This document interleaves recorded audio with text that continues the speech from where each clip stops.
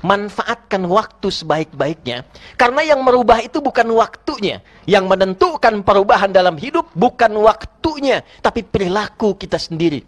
Waktu hanya terus berlalu, waktu hanya terus berputar, dan dia tidak kembali.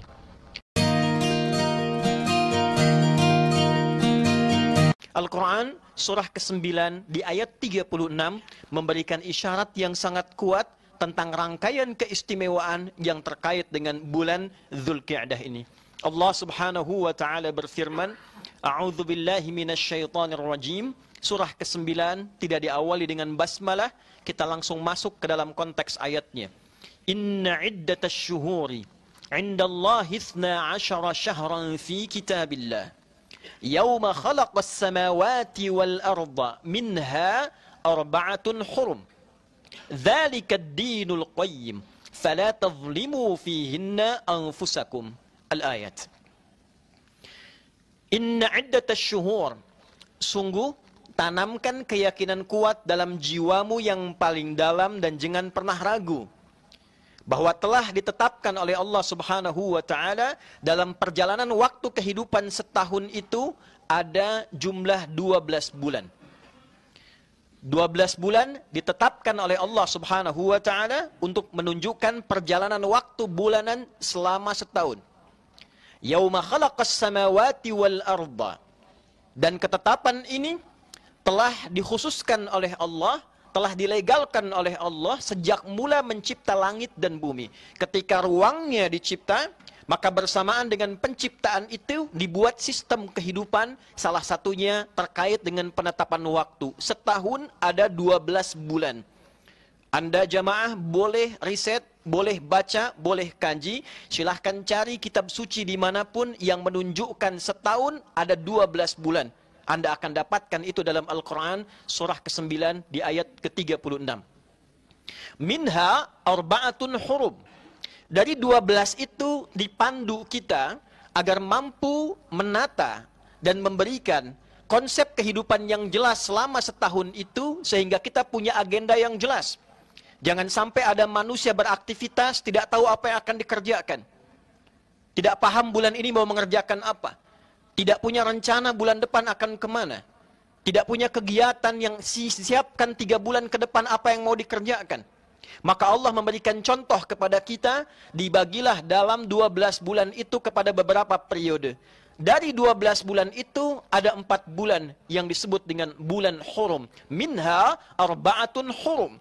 Dari 12 bulan itu secara konsepsional dalam berkehidupan Allah berikan pengajaran kepada kita. Coba jadikan 4 bulan untuk mencapai target-target tertentu. Apa contohnya ya Allah? Aku tunjukkan arba'atun hurum. Ada 4 bulan disebut dengan bulan hurum. Dzalika ad-dinul qayyim.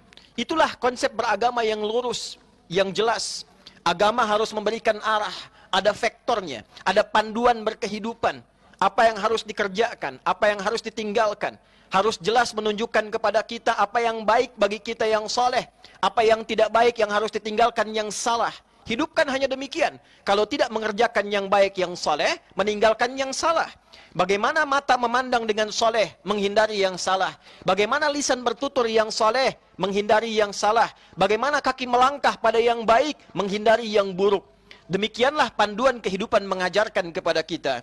Sesuatu yang baik, yang sukses, harus dimulai dengan rencana yang terukur. Dan diarahkan kepada yang benar dengan meninggalkan yang keliru. Inilah ketentuan agama yang benar.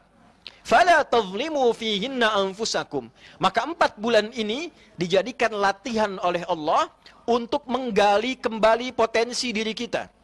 Menghindarkan segala yang tidak baik. Menghadirkan yang baik-baik. Maka cara kita untuk menjaga supaya diri ini selalu tampil terhormat. Hormat terambil dari bahasa Arab. Dari kata hurmah. Hukum yang menjaga kehormatan disebut dengan haram. Ada hukum haram. Haram itu asalnya bukan dilarang. Haram itu asalnya bukan tidak boleh. Haram itu asalnya adalah satu ketentuan yang menjaga keadaan kita tetap terhormat. Kenapa diartikan dengan dilarang? Tidak boleh, karena ada perbuatan-perbuatan yang kala dikerjakan bisa meruntuhkan kehormatan kita di hadapan Allah Subhanahu wa taala. Bisa menjatuhkan kehormatan kita bahkan di kalangan manusia. Kenapa merampok itu haram hukumnya? Zina itu haram hukumnya. Menjatuhkan, mencela, bertikai itu haram hukumnya. Karena saat lisan Anda digunakan untuk mencela, jatuh kehormatan Anda. Saat seseorang mencuri, terungkap, jatuh kehormatannya. Allah punya sifat Rahman dan Rahim. Kasih yang tak terukur. Sayang yang tidak bisa dibilang. Dengan itulah ingin menjaga kehormatan kita ketika tampil di event dunia ini. Supaya lahirnya bersih, pulangnya bersih, dan kembali dalam keadaan terhormat. Kenapa ini dilarang? Untuk menjaga kehormatan kita. Allah tidak ingin ketika seorang korupsi, hilang kehormatannya. Runtuh kemuliaan keluarganya. Anaknya dibuli, istrinya dicerca. Bahkan jalan hidupnya pun tidak jelas. Maka turunlah hukum haram untuk menjaga kehormatan kita. Itulah kenapa muncul tinggalkan yang salah, jalani yang soleh. Pada hakikatnya untuk menjaga kehidupan kita tetap terhormat. Karena itulah hadirin, terkadang dalam kehidupan secara konseptual ini terlupakan. Orang ingin mengejar yang baik, tapi ditempuh dengan jalan yang tidak baik. Maka mesti ada evaluasi ulang yang menyadarkan tentang fungsi organ kehidupan kita dan organ tubuh kita secara fungsional. Apa fungsi mata ini? Apa fungsi telinga ini? Apa fungsi lisan ini? Hingga ke ujung kaki. Yang kemudian setelah paham fungsinya, bisa kita gunakan untuk mencapai harapan-harapan kita. Mengeksekusi keinginan-keinginan kita. Sehingga kita mampu menggunakan organ yang baik, menuju hal yang baik dengan cara yang baik. Maka dengan itulah kemudian Nabi memberi penjelasan. Dan penjelasan tafsir Al-Quran surah ke-9 ayat 36 ini disampaikan dalam haji pamungkasnya Nabi SAW. Perpisahannya Nabi SAW. Yang bahkan di ujung kalimatnya Nabi meminta viralkan ini. Boleh jadi nanti yang menerima pesanku akan lebih paham tentang pesan ini dibandingkan dengan yang mendengar saat ini. Hadirin, hadis riwayat sahabat Abdurrahman bin Sahr. Viral dengan nama kunyahnya Abu Hurairah. Dikuatkan ini kemudian oleh Ibnu Abbas radhiyallahu taala anhuma. Didetilkan keterangannya oleh sahabat mulia anaknya Umar bin Khattab, namanya Abdullah bin Umar radhiyallahu taala anhuma. Maka diterima sampai ke kita hadisnya dengan singkat sanadnya dibacakan. Qala Rasulullah sallallahu alaihi wasallam, "Inna az-zamana qad istadaraka hay'ati yawma khalaqa as-samawati wal ard." Minha arba'atun hurum. Fala tadhlimu fihinna anfusakum. Dalam riwayat pelengkapnya, thalathatun mutawaliyat. Dhul Qi'dah, Dhul Hijjah, Al-Muharram, wa Rajabun Mudhar. Alladhi baina Jumada wa Sya'ban. Fala tadhlimu fihinna anfusakum. Saudara, Nabi SAW memberikan pesan yang sangat menyentuh. Pesan penting, pesan perpisahan yang diminta dipiralkan di setiap generasi sehingga sampai ke ujung umatnya dan berakhir kehidupan di dunia ini. Inna zamana harfu nasbin wa tawkidin tansibul isma wa tarfa'ul khabara mabniyun 'alal fathi la mahalla lahu minal i'rabi. Inna huruf yang berfungsi memberikan pesan yang kuat agar ditanamkan ke dalam jiwa tanpa ragu, berisi informasi penting yang harus kita yakini dan kita kerjakan dalam kehidupan. Inna zamana, tanamkan pada hatimu yang paling dalam, kata Nabi. Jangan pernah engkau ragu. Sungguh waktu itu, waktu yang mengiringi kita beraktivitas, mengiringi ruang kita bertempat. Qad istadaraka hay'ati yauma khalaqas samawati wal ard.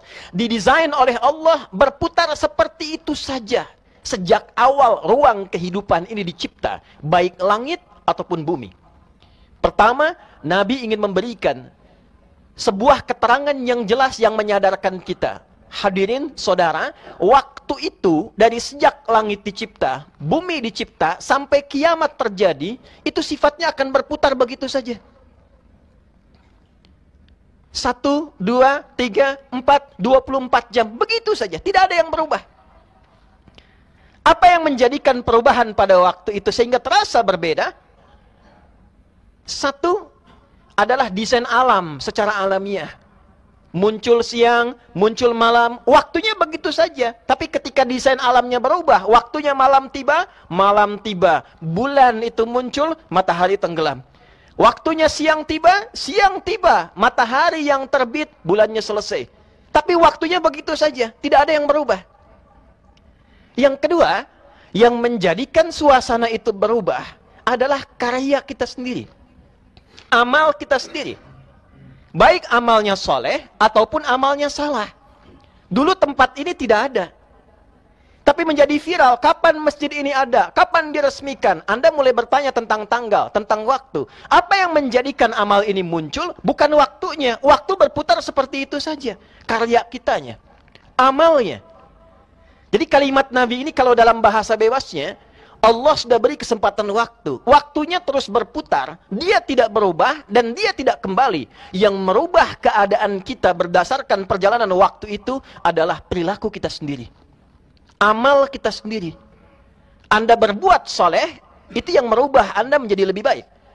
Anda berbuat salah, itu yang menjerumuskan Anda pada keadaan yang tidak menyenangkan.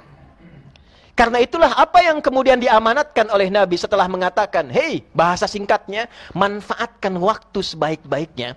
Karena yang merubah itu bukan waktunya. Yang menentukan perubahan dalam hidup bukan waktunya, tapi perilaku kita sendiri. Waktu hanya terus berlalu, waktu hanya terus berputar, dan dia tidak kembali.